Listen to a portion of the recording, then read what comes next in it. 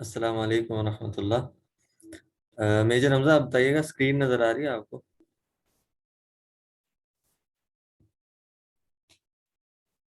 Hello? جی جی احمد بھائی نظر آ رہی ہے۔ اچھا ٹھیک ہے، شکریہ۔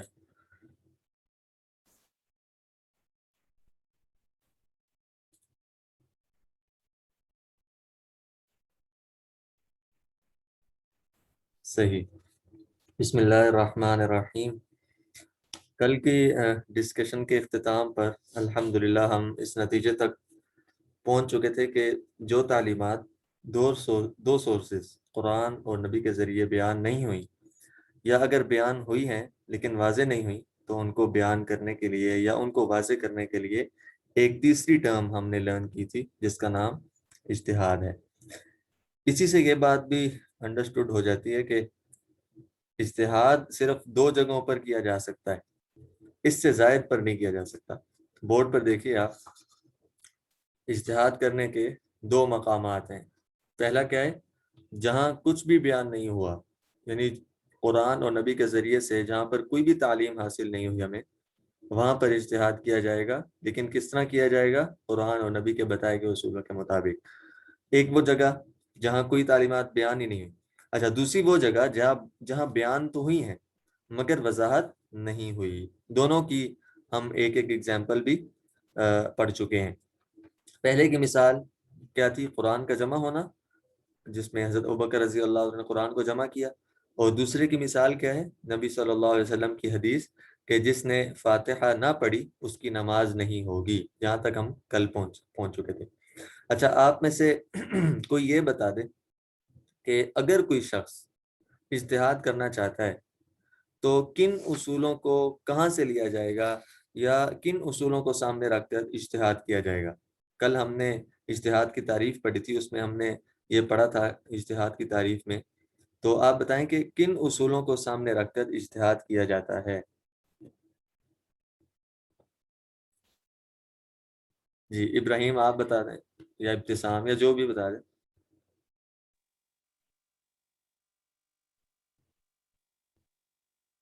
ایک تو وہ چیزیں ہوتی ہیں جن میں اختیار ہوتا ہے اور ایک غیر اختیاری ہوتی ہیں، جس طرح فرض نماز نہیں چھوڑ سکتے۔ جی جی، نہیں، کن اصولوں کو سامنے رکھ کر اجتہاد کیا جائے گا؟ اصول کہاں سے لیے جائیں گے؟ قرآن و سنت سے۔ قرآن اور نبی صلی اللہ علیہ وسلم کے ذریعے سے اصول لیے جائیں گے اجتہاد کرنے کے لیے۔ بالکل درست، آپ کا جواب درست ہوا۔ اچھا، ایک سوال کا اور بھی جواب دے دیں، کوئی بتا دے، کوئی بھی، کہ اللہ تعالیٰ نے بعض تعلیمات کو غیر واضح کیوں چھوڑا ہے؟ یعنی ساری تعلیمات کو واضح کیوں نہیں بنا دیا؟ کل بھی ہم نے اس بارے میں پڑھا تھا کہ اللہ تعالیٰ نے بعض تعلیمات کو غیر واضح کیا، غیر واضح رکھا، تو اس کی کیا وجہ ہے؟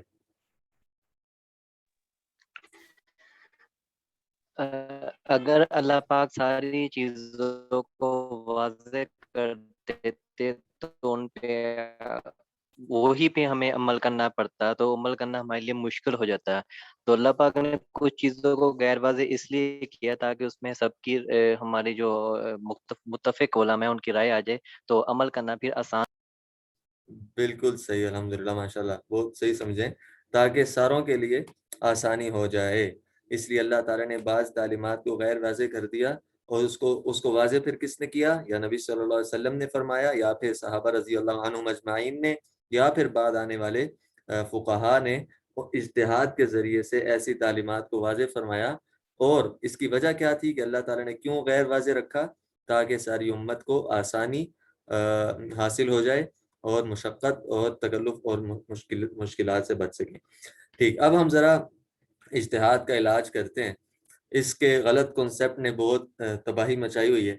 ہر چھوٹا بڑا مرد عورت ان پڑھ بھی اجتہاد کے پیچھے ایسے لگا ہوا ہے جیسے دین اسلام کی تمام تعلیمات ختم ہو چکی ہیں، کوئی بھی حکم 2021 میں اپلیکیبل ہی نہیں رہا، جیسے نعوذ باللہ اللہ تعالیٰ کو علم ہی نہیں تھا کہ دنیا کی عمر اتنی لمبی ہو جائے گی اور 2021 بھی وجود میں آنا ہے، تو اللہ تعالیٰ نے اس موجودہ صدی کے لیے کوئی حکم نازل ہی نہیں کیا۔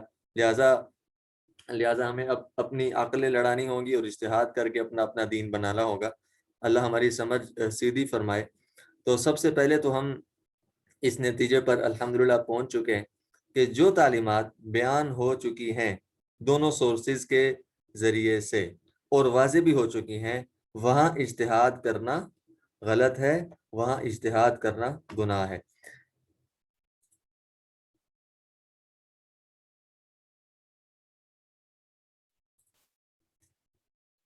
اب آپ اسکرین پر دیکھیے گا،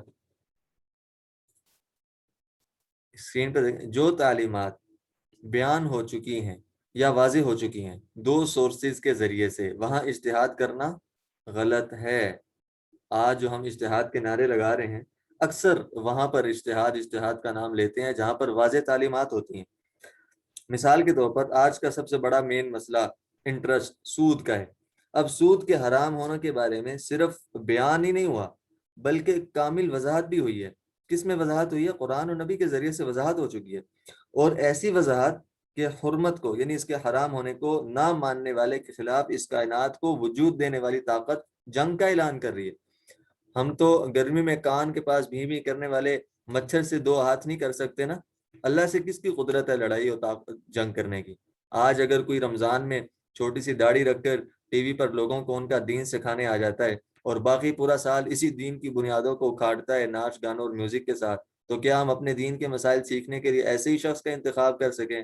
کیا ہماری ساری عقل، ساری ذہانت، ساری معاشری دنیا کے امور اور کاموں میں ہی فل رہتی ہے؟ اس لیے دیکھیں، اب کوئی ڈاکٹر اگر سال کے 12 مہینوں میں سے 11 مہینے ڈاکٹری کے تمام اصولوں کا انکار کرتا ہے، ان کے خلاف باتیں کرتا ہے، ڈاکٹروں کے خلاف باتیں کرتا ہے، ڈاکٹروں کو گالیاں دیتا ہے، ڈاکٹری کا سرے سے انکار کرتا ہے، اور ایک مہینے، سال کا ایک مہینہ آ کر وہ کہتا ہے کہ بھئی میرے سے بڑا کوئی ڈاکٹر نہیں، تو کیا آپ اس کے بتائے گئے ان ایک مہینے میں بتائے گئے اصولوں کے مطابق اپنے وجود اور اپنے جسم کا علاج شروع کر دیں گے؟ آپ تو اس کو گالیاں دیں گے، آپ تو اس کو مانیں گے نہیں کہ بھئی جو 11 مہینے ایک بات کا انکار کرتا رہا، وہ ایک مہینے میں اب اس کے دلائل بھی دے رہا ہے اور اپنے سے بڑا کسی کو وہ فلاسفر نہیں سمجھ رہا۔ تو دین کے بارے میں ہم کیوں اس دھوکے میں پڑے ہوئے ہیں کہ جو بندہ 11 مہینے دین کا انکار کرتا ہے، دین کی تعلیمات کا انکار کرتا ہے، بلکہ دین کے جو سمجھ رکھنے والے ہیں ان کو گالیاں دیتا ہے، اور اب ایک مہینے میں اسی دین کا عالم ہونے کا، پروفیسر اور اسکالر ہونے کا دعویٰ کر رہے ہیں؟ تو ہم دین کے بارے میں اس دھوکے میں کیوں پڑے ہیں جب دنیا کے بارے میں ہم کسی دھوکے میں، کسی فریب میں، کسی انسان کے شک و شبے میں نہیں پڑتے؟ کیوں؟ کیونکہ ہمیں نقصان نظر آ رہا ہے، تو ہم دین کے بارے میں دھوکہ کیوں کھاتے ہیں؟ ٹھیک ہے، اس لیے آپ اس بات کو مکمل سمجھ لیں کہ تمام وہ تعلیمات جن کے متعلق آیت رحمانی آ چکی ہے یا نبی بتا چکے ہیں، اب اس میں اجتہاد کے نعرے نہیں لگیں گے، ان میں سر کو جھکا کر عمل ہی کرنا ہے اگر سلامتی چاہتے ہیں۔ آج انشاءاللہ ہمارا یہ ٹاپک مکمل کوشش تو کریں گے ہو جائے، مشکل لگتا ہے، جس کا عنوان تھا کمپائلیشن آف اسلامک اسٹڈیز۔ اس کے بعد جو عنوان ہے ہمارے اس کورس کا حصہ ہوگا، جس پر ہم رمضان کے بعد کی کلاسز میں بات کریں گے، اس کا ٹاپک ہے اسلامک ٹیچنگز اینڈ ماڈرنزم، اسلام اور جدت پسندی۔ کیا زمانے کا بدل جانا، زمانے کا ماڈرن ہو جانا، دنیا کا آسمان پر پہنچ جانا، حالات کا بدل جانا، دنیا کا گلوبل ولیج اور ایڈوانس ہو جانا، یہ مختلف تبدیلیاں اور چینجنگز اسلامی تعلیمات پر کچھ اثر رکھتی ہیں یا کتنا اثر رکھتی ہیں؟ اگر اثر رکھتی بھی ہیں یا نہیں رکھتی؟ یہ بھی بہت ہی اہم اور ضروری ڈسکشن ہے۔ آپ حضرات خود بھی اس میں ضرور شامل ہوں اور دوسروں تک اس کی دعوت کو بھی پہنچائیں اور ضرور اٹینڈ کریں کلاسز کو۔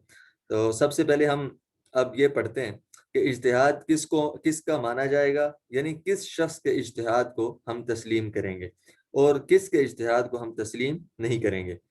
پہلی بات یہ ہے کہ جس کے اجتہاد کو قرآن اور نبی کے ذریعے سے سب سے زیادہ کنسیڈر کیا گیا ہے، ہم بھی انہی کے اجتہاد کو سب سے زیادہ کنسیڈر کریں گے۔ آپ سکرین پر دیکھیے، اللہ تعالیٰ اور نبی نے ان تعلیمات میں جو بیان نہیں کی، اجتہاد میں سب سے پہلا درجہ صحابہ کرام رضوان اللہ علیہم اجمعین کا ہے۔ اجتہاد میں سب سے پہلا درجہ کس کا ہے؟ سب سے پہلے کنسیڈر کس کو کیا گیا ہے؟ صحابہ رضی اللہ عنہم اجمعین کو۔ اللہ تعالیٰ اور نبی نے نا ان تعلیمات میں جو بیان نہیں کی، یا بیان تو کی ہیں لیکن واضح نہیں کی، اپنا پورا اعتماد کس نے کیا ہے؟ اللہ تعالیٰ نے اور نبی نے پورا اعتماد اور اعتبار صحابہ ہی پر فرمایا ہے. صحابہ رضی اللہ عنہم اجمعین کو اللہ تعالیٰ نے سلیکٹ کیا ہے. کس لیے سلیکٹ کیا؟ اجتہاد کرنے کے لیے، نبی صلی اللہ علیہ وسلم کا ساتھی بنانے کے لیے. اور مکمل اعتماد اور مکمل اعتبار اللہ اور نبی نے ان صحابہ پر کیا ہے. ہم پڑھ کیا رہے ہیں؟ ہم پڑھ یہ رہے ہیں کہ تیسرا سورس اسلامک ٹیچنگز کا اجتہاد ہے، اور اجتہاد میں سب سے پہلا حق، سب سے زیادہ درجہ کس کو حاصل ہے؟ صحابہ کرام کو حاصل ہے. اچھا، آگے بڑھنے سے پہلے ہم کچھ آیات اور کچھ احادیث پر جلدی سے نظر ڈالتے ہیں، جن سے یہ ثابت ہوتا ہے کہ صحابہ کرام اس اجتہاد میں سب سے پہلے کنسیڈر کیے جاتے ہیں. یہ بورڈ پر کچھ ریفرنسز لکھے ہیں، ان کو آپ دیکھیں. یہ پہلی آیت ہے قرآن پاک کی، اولئک کتب فی قلوبہم الایمان وأیدہم بروح من. اللہ تعالیٰ صحابہ رضی اللہ عنہم اجمعین کے بارے میں فرما رہے ہیں کہ ان کے دلوں میں اللہ نے لکھ دیا ہے ایمان، اور ان کی مدد کی ہے اپنے غیب کے فیض سے.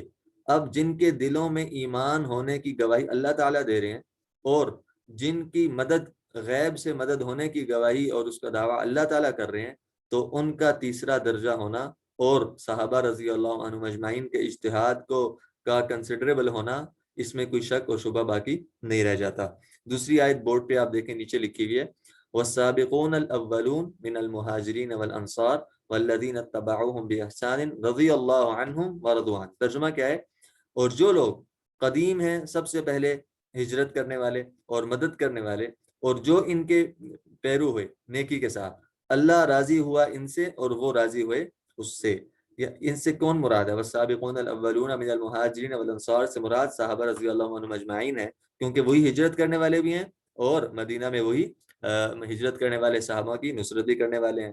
تو اب ان کے بارے میں اللہ کیا فرما رہے ہیں؟ اللہ فرما رہے ہیں کہ اللہ ان سے راضی ہو گیا اور یہ اللہ سے راضی ہو گئے، اور یہ بشارت ان کو دنیا میں مل رہی ہے. تو کیا شک و شبہ باقی رہ جاتا ہے کہ ہم صحابہ کے اجتہاد کو کنسیڈر نہ کریں یا اس کو اپنے لیے ایک معیار اور سٹینڈرڈ نہ بنائیں. اسی طرح بورڈ پہ دیکھیں، یہ تیسری آیت ہے فَإِنْ آمَنُوا بِمِثْلِ مَا آمَنْتُمْ بِهِ فَقَدِ اهْتَدَوْا. یہ سورہ بقرہ کی آیت نمبر 137 ہے. اس کا ترجمہ یہ ہے کہ سو اگر وہ بھی ایمان لاویں جس طرح تم ایمان لائے، ہدایت پائی انہوں نے. یعنی صحابہ کے ایمان کو ایک سٹینڈرڈ مقرر کیا جا رہا ہے، اور یہ کہا جا رہا ہے کہ اگر لوگ ایمان لانا چاہتے ہیں تو اس طرح لائیں جس طرح آمنتم بھی، جس طرح صحابہ لائے ہیں. ٹھیک ہے، تو کس کے ایمان کو معیار مقرر کیا؟ صحابہ کے. تو یہ چند اچھا، ایک اور حدیث آپ دوبارہ بورڈ پہ دیکھیں. حضور صلی اللہ علیہ وسلم نے فرمایا اصحابی کالنجوم. اس حدیث کو ہم اس کلاس کے آخر میں دوبارہ اس کی ضرورت پڑنی ہے. اصحابی کالنجوم فبأیہم اقتدیتم اہتدیتم. اللہ کے نبی صلی اللہ علیہ وسلم فرما رہے ہیں کہ میرے صحابہ ستاروں کی مانند ہیں، بس ان میں سے جس کی اقتداء کرو گے ہدایت پاؤ گے. اچھا، ایک اور حدیث آپ دیکھ لیں. اللہ کے نبی صلی اللہ علیہ وسلم نے فرمایا میرے صحابہ کرام رضی اللہ عنہم میں سے کسی کو گالی نہ دو. تم میں سے اگر کوئی شخص جبل احد کے برابر، جبل احد پہاڑ کا نام ہے، کے برابر سونا بھی صدقہ کر دے تو وہ کسی صحابہ کے ایک مد یعنی ایک مٹھی بھر دانے صدقہ کرنے کے اجر تو کیا اس کا آدھا ثواب بھی نہیں پا سکتا. یہ میری اور آپ کی اور صحابہ کے درمیان ایک فرق مقرر کیا گیا ہے کہ ہم صحابہ کے درجے کو، صحابہ کے اجر ثواب کو، صحابہ کے معیار کو پہنچ نہیں سکتے ہیں. اچھا، ایک اور حدیث دوبارہ بورڈ پہ دیکھیں. اللہ کے نبی صلی اللہ علیہ وسلم نے ارشاد فرمایا میری امت کا بہترین طبقہ وہ لوگ ہیں جو کہ میرے زمانے والے ہیں، یعنی صحابہ، پھر وہ جو ان کے بعد والے یعنی تابعین، اور پھر وہ جو ان کے بعد والے یعنی تبع تابعین ہیں.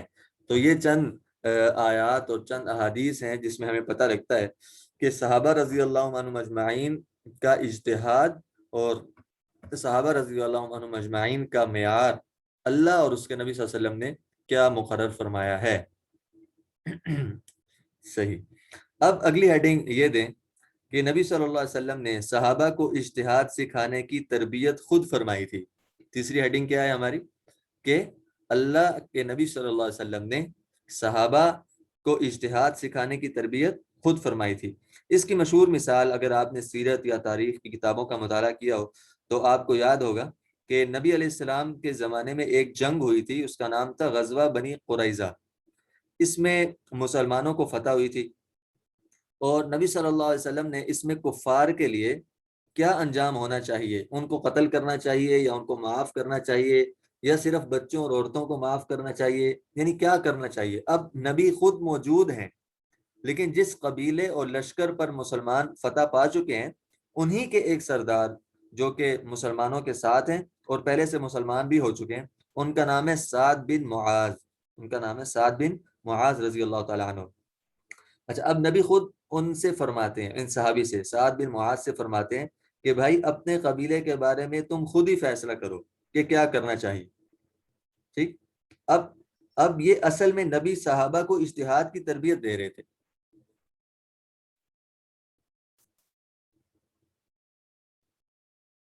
ٹھیک ہے۔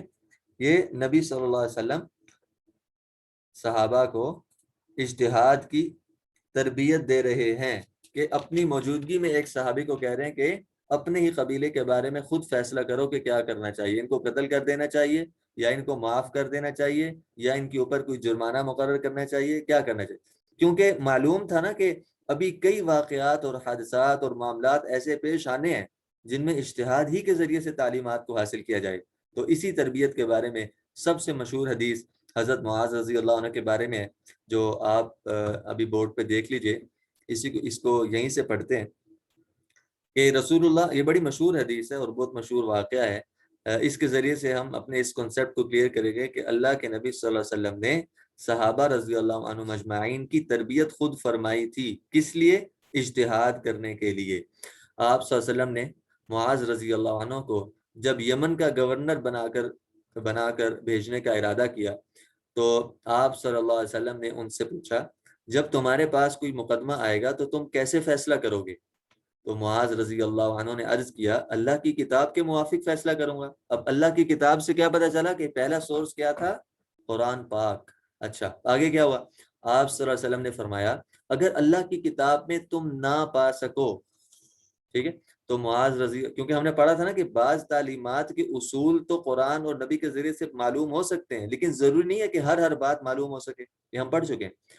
تو معاذ رضی اللہ عنہ نے عرض کیا رسول اللہ صلی اللہ علیہ وسلم کی سنت کے موافق فیصلہ کروں گا، ٹھیک ہے۔ اللہ کی کتاب میں کوئی معاملہ یا کوئی واقعہ یا کوئی جزوی یا کوئی مسئلہ نہیں مل سکا تو اب کہاں پہ ڈھونڈیں گے؟ اللہ کے نبی کی ذات میں، کہ وہاں سے ہمیں کیا سبق ملتا ہے۔ اچھا، آپ صلی اللہ علیہ وسلم نے فرمایا اگر سنت رسول اور کتاب اللہ دونوں میں نہ پا سکو تو کیا کرو گے؟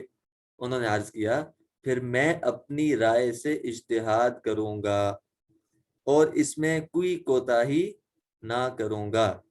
تو رسول اللہ صلی اللہ علیہ وسلم نے معاذ رضی اللہ عنہ کا سینہ تھپتھپایا، نیز جب آپ صلی اللہ علیہ وسلم نے فرمایا تمام تعریفیں اس اللہ کے لیے ہیں جس نے رسول اللہ صلی اللہ علیہ وسلم کے قاصد کو اس کی توفیق دی جس پر آپ صلی اللہ علیہ وسلم اور اللہ اس سے راضی ہوتے ہیں۔ تو کیا پتہ چلا کہ اس حدیث میں آپ صلی اللہ علیہ وسلم حضرت معاذ رضی اللہ عنہ کے یہ فرمانے پر کہ میں اجتہاد کروں گا خوش ہو رہے ہیں، خوشی منا رہے ہیں کہ ٹھیک سمجھے ہیں، دین کے مزاج کو ٹھیک سمجھے ہیں، شریعت کے مزاج کو صحیح سمجھے ہیں کہ اگر اللہ کی کتاب اور رسول اللہ صلی اللہ علیہ وسلم کی تعلیمات سے کوئی حکم نہ مل سکے تو اس کو کیسے ثابت کرنا ہوگا یا اس کو کیسے وضاحت کرنی ہوگی؟ اس کی اجتہاد کے ذریعے سے۔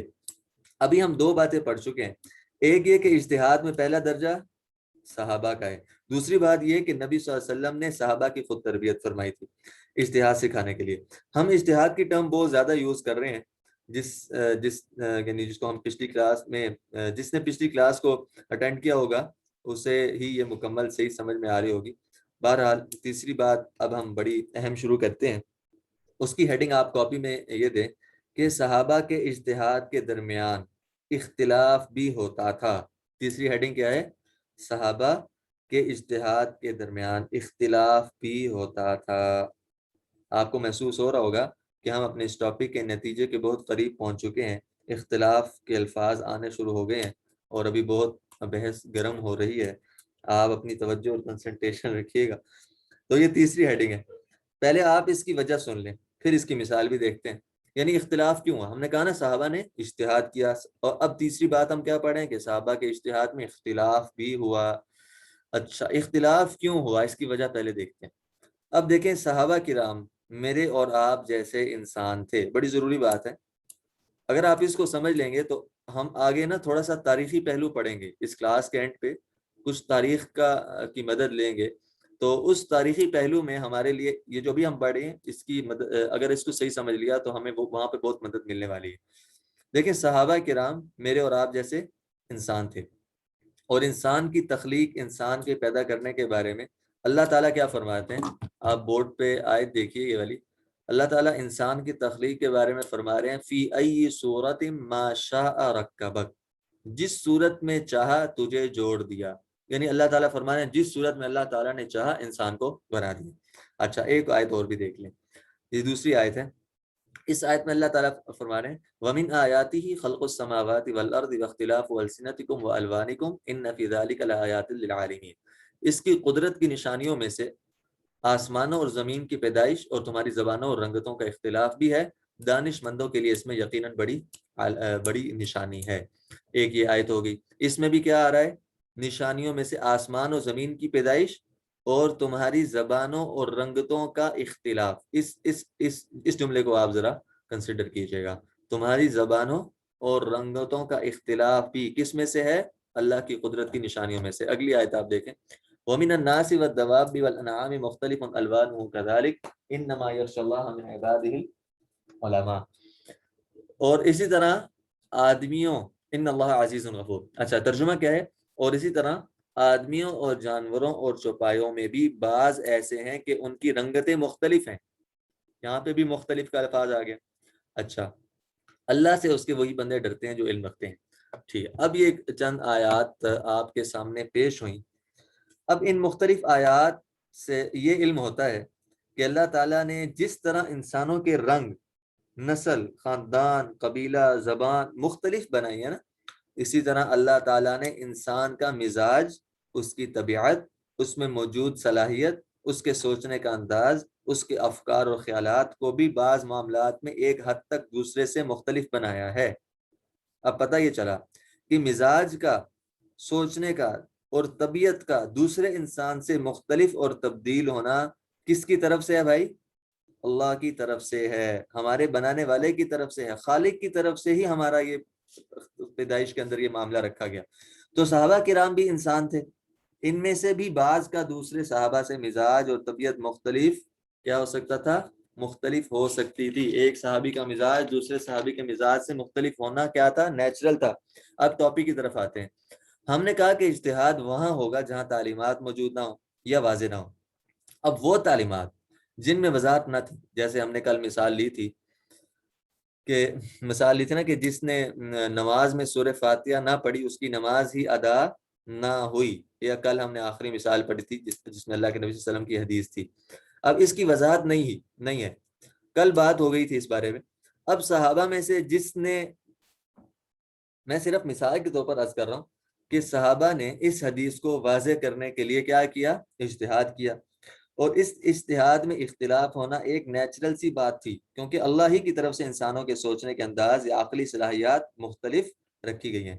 اب کسی صحابی نے کسی طرح اس کی وضاحت کی، کسی اور نے اس کے الٹ اس کی وضاحت کی، کسی تیسرے صحابی نے مثال کے طور پر کسی الگ طریقے سے وضاحت کی، تو پتہ چلا کہ صحابہ میں یہ اختلاف کی وجہ بالکل فطری تھی۔ ہم اپنے اعتبار سے اس کی ایک مثال لے لیتے ہیں۔ گھر میں ایک والد صاحب ہیں، ان کے 4 بیٹے ہیں۔ والد صاحب بچوں کے، یہ مثال میں صرف سمجھانے کے لیے دے رہا ہوں، والد صاحب کے بچوں کے درمیان، والد صاحب نے اپنے بچوں کے درمیان بیٹھے ہیں، 4 بیٹے ان کے ارد گرد بیٹھے ہیں۔ اب والد صاحب فرماتے ہیں کہ بچوں، دسترخوان بچھا کر کھانا کھانا اچھی عادت ہے۔ یہ جملہ ذہن میں رکھیے گا، والد صاحب کیا فرما رہے ہیں کہ دسترخوان بچھا کر کھانا کھانا اچھی عادت ہے۔ اب ان 4 بچوں میں سے ہر ایک نے اس کو مختلف انداز میں سمجھا، اس لیے ان میں سے ایک نے تو جہاں کھانا کھاتے تھے نا وہاں پر مستقل دسترخوان پکا بچھا دیا کہ بھئی یہاں سے دسترخوان تو اب اٹھ ہی نہیں سکتا، یہ کھانا کھانے کی جگہ ہے، بس یہاں پہ دسترخوان بچھا ہی رہے گا۔ والد صاحب نے کہا ہے کہ دسترخوان بچھا کر کھانا کھانا اچھی بات ہے، اس لیے کھانا کھانے کی جگہ پر دسترخوان بچھا رہنا بھی اچھی بات ہی ہوگی، یہاں ہر وقت دسترخوان بچھا ہونا چاہیے۔ دوسرا جو بیٹا تھا اس نے کسی اور طرح سمجھا، وہ یہ سمجھا کہ اس سے مراد صرف اس وقت ہے جب کھانا کھانے لگے، صرف اس وقت دسترخوان بچھانا چاہیے، بعد میں اٹھا لینا چاہیے۔ جو تیسرا بیٹا تھا وہ یہ سمجھا کہ اس سے مراد صرف اس وقت ہے جب سارے گھر والے ایک ساتھ کھانا کھا رہے ہوں، اگر کسی ایک نے کھانا ہو تو دسترخوان بچھانا ضروری نہیں ہے۔ اسی طرح چوتھے نے اس کے الٹ سمجھ لیا۔ تو 4 بیٹے تھے، 4 ہی سوچنے کے انداز اور 4 ہی نظریات کو وجود ملا، اور جملہ کیا تھا؟ جملہ والد صاحب کا بالکل ایک تھا، 4 تو نہیں تھے، ایک تھے۔ ایک جملے سے کتنی سوچیں بنی؟ 4 نظریات بن گئے، اور اس کی وجہ بالکل نیچرل تھی کہ اللہ ہی نے ان کو مختلف پیدا کیا تھا۔ اب اسی مثال کو ہم صحابہ رضی اللہ عنہ یا اپنے اسلامی ٹیچنگ یا اسلامی تعلیمات کے مطابق بھی منطبق کرنے کی کوشش کرتے ہیں۔ تو اسی طرح جب قرآن یا نبی کے ذریعے سے کوئی تعلیمات ہم تک پہنچتی ہیں تو صحابہ اس کو واضح کرنے کے لیے اپنے انداز سے سوچتے ہیں۔ سب کے سوچنے کا انداز ایک نہیں ہوتا تھا، جس کی وجہ سے پھر اختلاف بھی وجود میں آ جاتا تھا۔ لیکن آپ میں سے مجھے کوئی یہ بتائے، توجہ رکھیے، آپ میں سے مجھے کوئی یہ بتائے کہ صحابہ میں جو یہ اختلاف ہوا اس کا انسانوں کو فائدہ ہوا یا نقصان ہوا؟ اور اگر فائدہ ہوا تو کیا فائدہ ہوا؟ تو کیا فائدہ ہوا؟ یعنی صحابہ کے اس اختلاف کا ہمیں کیا فائدہ ہوا؟ ہم اس بات کو کل بھی پڑھ چکے ہیں، تو آپ میں سے کوئی بتا دے کہ اس صحابہ کے اس اختلاف کی وجہ سے ہمیں فائدہ ہو رہا ہے یا نقصان ہو رہا ہے؟ احمد بھائی فائدہ ہو رہا ہے ہمیں۔ فائدہ ہو رہا ہے، بالکل۔ اچھا، اگر فائدہ ہو رہا ہے تو کیا فائدہ ہو رہا ہے؟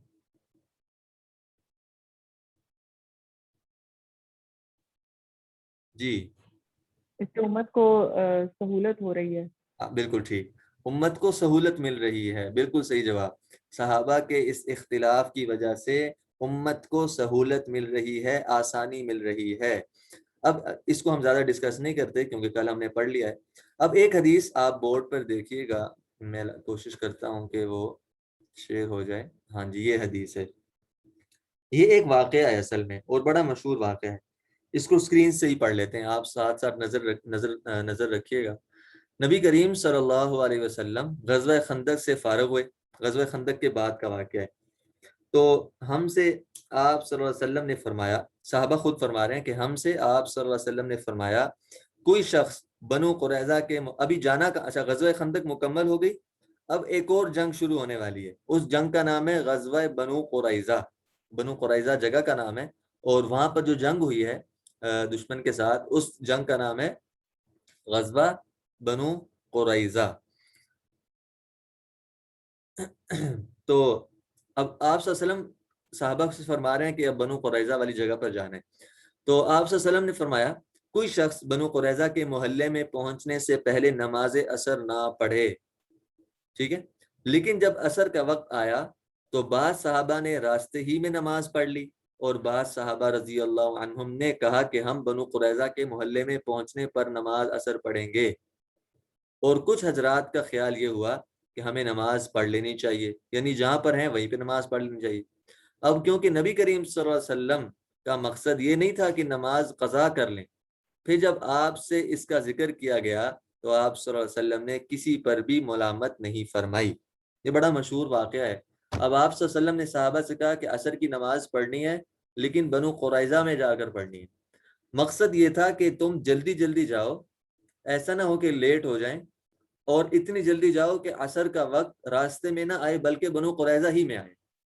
اب جب چلنا شروع کیا صحابہ نے تو بعض صحابہ تو بنو قریظہ پہنچ گئے عصر سے پہلے ہی، اور عصر وہاں پہ انہوں نے پڑھ لی، لیکن بعض صحابہ ابھی راستے میں تھے۔ تو جو گروہ، جو صحابہ کی جماعت راستے میں تھی، ان میں اختلاف ہو گیا۔ اب آپ صلی اللہ علیہ وسلم کی دیکھیں، اس پیچھے والد صاحب والی مثال کو ذہن میں رکھتے ہوئے اس مثال کو سمجھے کہ آپ صلی اللہ علیہ وسلم کا جملہ کیا ہے کہ عصر کی نماز پڑھنی ہے بنو قریظہ میں۔ یہاں پر صحابہ میں اختلاف ہوا، ایک جماعت کہتی ہے کہ آپ صلی اللہ علیہ وسلم کی مراد یہ تھی کہ جلدی جلدی جاؤ، یہ مطلب نہیں تھا کہ نماز ہی قضا کر دو، کہ اگر نماز کا وقت راستے میں آ جائے تو بس نماز نہیں پڑھنی، چاہے قضا ہو جائے پڑھنی وہیں پہ ہے۔ اچھا، دوسری جماعت یہ کہتی ہے کہ نہیں نہیں، اللہ کے نبی صلی اللہ علیہ وسلم نے فرمایا تھا کہ عصر کی نماز کیا کرو، جہاں مرضی پڑھ لو، مقصود یہ تھا کہ بنو قریظہ پہنچ جاؤ۔ اب یہ دو اختلاف ہو گئے۔ اب انہی دو جماعتوں میں سے، انہی دو جماعتوں کے جب واپس اللہ کے نبی صلی اللہ علیہ وسلم کے سامنے حاضری ہوئی تو دونوں رائے دونوں جماعتوں نے اللہ کے نبی کے سامنے پیش کی کہ بھائی اللہ کے نبی آپ نے یہ جملہ ارشاد فرمایا تھا، ہم میں تو اختلاف ہو گیا، آپ بتائیں حق پر کون تھا؟ تو آپ صلی اللہ علیہ وسلم نے فرمایا کہ حق پر وہی لوگ تھے جنہوں نے جہاں پر نماز پڑھ لی، وہی لوگ حق پر تھے. ٹھیک ہے، نماز کو قضا کرنا، لیٹ کرنا مقصود نہیں تھا. آپ صلی اللہ علیہ وسلم کے جملے کا مقصود یہ تھا کہ جلدی جلدی بنو قریظہ والے مقام پر پہنچ جائے. تو آپ صلی اللہ علیہ وسلم نے اسی جماعت، ان دونوں میں سے ایک جماعت کو کہا کہ تم حق پر تھے، لیکن جو دوسری جماعت تھی اس پر کوئی ملامت نہیں فرمائی، نہ اس کو ڈانٹا، نہ اس کو کہا کہ تم نے غلط کیا. ٹھیک ہے، اب 3 باتیں ہم کلیئر کر چکے ہیں. ایک یہ کہ صحابہ کا اجتہاد سب سے زیادہ ایکسیپٹیبل ہے، یہ سب سے پہلی بات ہم نے پڑھی. دوسرا یہ کہ صحابہ کی تربیت نبی صلی اللہ علیہ وسلم نے خود فرمائی. اور تیسرا یہ کہ صحابہ کے اجتہاد میں اختلاف بھی ہوا اور اس کی وجہ سے ہمارے لیے آسانی بھی ہوئی. اچھا، 3 باتیں ہم پڑھ چکے. چوتھی بات یہ کہ جب صحابہ میں اختلاف ہوا تو کیا ان میں سے ایک غلط اور ایک صحیح تھا، یا دونوں غلط یا دونوں صحیح تھے؟ اس کا جواب یہ ہے جو ہم نے ابھی پڑھ لیا کہ جب اختلاف ہوا عصر کی نماز کے بارے میں اور نبی کو صلی اللہ علیہ وسلم کو پتہ چلا، تو آپ صلی اللہ علیہ وسلم نے دونوں میں سے کسی کو بھی غلط نہیں فرمایا، اس لیے کہ جب نبی صلی اللہ علیہ وسلم صحابہ کی تربیت فرما رہے تھے تو ان کو یہ بھی ساتھ بتایا تھا. یہ آپ ایک حدیث دیکھیے گا، یہ حدیث ہے حضرت عبداللہ بن عمرو اس کے راوی ہیں، اور ابو ہریرہ بھی اس کے راوی ہیں. ترجمہ اس کا پڑھ لیتے ہیں. روایت ہے کہ حضرت عبداللہ بن عمر اور ابو ہریرہ رضی اللہ عنہما سے دونوں فرماتے ہیں کہ آپ صلی اللہ علیہ وسلم نے فرمایا کہ جب حاکم سے مراد کوئی بھی فیصلہ کرنے والا، مجتہد مراد لے لیتے ہیں ہم یہاں پہ، جب مجتہد فیصلہ کرے تو کوشش کرے، یعنی ظاہر ہے مجتہد محنت کرتا ہے، سوچتا ہے، اپنی عقلی صلاحیات کو لڑاتا ہے، اس قرآن اور نبی کے صلی اللہ علیہ وسلم کے بتائے گئے اصولوں میں سوچتا ہے. اچھا، جب کیا فرما رہے ہیں اللہ کے نبی؟ جب مجتہد فیصلہ کرتا ہے، کوشش کرتا ہے اور درست فیصلہ کرتا ہے تو اس کو 2 ثواب ملتے ہیں، اور جب فیصلہ کرتا ہے اور کوشش کرتا ہے اور درست فیصلہ نہیں کرتا بلکہ غلطی کرتا ہے تو اس کے لیے 1 ثواب ہے. کیا پتا چلا؟ کہ کوئی بھی غلط نہیں ہے، شرط یہ کہ مجتہد صحیح ہو، اس کی نیت درست ہو، مجتہد بننے کی اہلیت رکھتا ہو، اجتہاد کی شرائط جو ہم اس ٹاپک اینڈ پہ پڑھیں گے اس کے اندر پائی جاتی ہوں، تو مجتہد کو اگر وہ درست فیصلہ کر سکا ہے تو اس کو 2 ثواب ملیں گے، اور اگر اس کا فیصلہ درست نہیں ہے تب بھی اس کے اوپر گناہ نہیں ہے، 1 ثواب اس کو ضرور ملے گا. کس بات کا؟ کہ اس نے فیصلہ کیا ہے چاہے وہ غلط ہوا ہے. تو یہ 4 باتیں ہم نے پڑھ لی. ان چاروں باتوں کو آپ بورڈ پر بھی دیکھ لیں. ان کو میں نے ایک لائن میں آپ کی آسانی کے لیے اس کو کمپائل کیا ہے. آپ اپنے پاس بھی اس کو لکھیے، اسکرین شاٹ لینی ہے اسکرین شاٹ لے لیں. پہلا کیا؟ صحابہ کرام کا اجتہاد سب سے ایکسیپٹیبل ہوگا، نبی نے صحابہ کی تربیت خود فرمائی، اس اجتہاد میں اختلاف ہونا نیچرل تھا جس کی غرض آسانی تھی. اور چوتھا، اجتہاد چاہے غلط بھی ہو تو اجر ملے گا، گناہ نہیں ہوگا. الحمدللہ ہم قریب ہیں اپنے نتیجے اس ٹاپک کے کمپلیٹ کرنے کے. کوشش کرتے ہیں آج ہی ہو جائے، لگتا مشکل ہے. اب ہم تھوڑا سا تاریخی پہلو کو دیکھتے ہیں. کمپائلیشن آف اسلامک ٹیچنگز کیونکہ ہمارا عنوان ہے، اور جب تک ہم تاریخ کو اس میں داخل نہ کریں اس کو مکمل طور پر سمجھا نہیں جا سکتا. آپ اسکرین پر 6 پوائنٹس دیکھ رہے ہیں. ہم تاریخ کو 6 حصوں میں تقسیم کرتے ہیں. اپنے اس ٹاپک کو سمجھنے کے لیے تاریخ کو ہم 6 حصوں پر تقسیم کرتے ہیں. اس میں سے جو پہلا دور ہے، 6 دور ہم نے بنائے ہیں. پہلا دور عہد نبی صلی اللہ علیہ وسلم کا ہے، آپ صلی اللہ علیہ وسلم کی بعثت سے لے کے 11 ہجری تک، یہ تقریباً 23 سال کا دور ہے. اس میں جو پہلا دور ہے اس کو ہم پڑھ چکے ہیں، اور آپ اپنے پاس کاپی میں ہر دور کی اہم باتیں لکھتے جائیں تاکہ بعد میں کام آ سکیں. تو پہلے دور کو ہم تھوڑا سا لیتے ہیں، اس کا تھوڑی سی خلاصہ بیان کرتے ہیں. پہلا دور نبی صلی اللہ علیہ وسلم کی موجودگی سے لے کر 11 ہجری تک ہے، آپ صلی اللہ علیہ وسلم کی وفات تک. اب اس میں اسلامی تعلیمات کے کیا سورسز تھے؟ پہلا سورس کیا تھا؟ قرآن. دوسرا سورس نبی صلی اللہ علیہ وسلم کی ذات، اور تیسرا سورس صحابہ رضی اللہ عنہم اجمعین کا اجتہاد. اب اگر صحابہ میں سے کسی سے کوئی غلطی ہو جاتی تھی، یہ ذہن میں رکھیں کہ ہم کس دور کی بات کر رہے ہیں. یہ نبی صلی اللہ علیہ وسلم کی موجودگی کے بارے میں بات کر رہے ہیں، جب اس دور کی جب آپ صلی اللہ علیہ وسلم موجود تھے. اب اس دور میں اگر صحابہ میں سے کسی سے کوئی غلطی ہو جاتی تھی کسی اجتہاد میں، تو نبی صلی اللہ علیہ وسلم اس کی اصلاح بھی فرما دیتے تھے۔ اس کی بھی ایک مثال موجود ہے، لیکن اب کیونکہ وقت کم ہے تو اس کی مثال کو ہم نہیں لیتے، بس اتنا سمجھ لیتے ہیں کہ اس دور میں قرآن، نبی اور صحابہ کا اجتہاد بیسک سورسز تھے اسلامی تعلیمات کے، اور صحابہ کے اجتہاد میں ہم نے پڑھا ہے کہ غلطی بھی ہوتی تھی، لیکن اس پہلے دور میں غلطی کی اصلاح بھی ممکن تھی، کس کے ذریعے سے؟ نبی صلی اللہ علیہ وسلم کے ذریعے سے۔ اچھا، دوسرا دور بہت اہم ہے، جس کو کہتے ہیں خلافت راشدہ کا دور۔ یہ شروع ہوتا ہے 11 ہجری سے اور اختتام پاتا ہے 40 ہجری تک۔ اس دور میں آپ کو معلوم ہے اسلام پھیل چکا تھا، نئے نئے مسائل اور واقعات پیش آنے لگے۔ مثال کے طور پر ایک مثال لیتے ہیں، عرب تو سادہ لوگ تھے نا، اب اس دور میں عجمی لوگ بھی اسلام میں داخل ہو گئے تھے، ٹھیک ہے۔ اب دیکھیں اجمی لوگ جب اپنے اپنے ملک سے، اچھا یہ کیونکہ میٹنگ ختم ہونے والی ہے، 40 منٹس کی تھی، تو ہمارا ٹاپک کچھ رہتا ہے، یہ میٹنگ اب اینڈ ہو جائے گی۔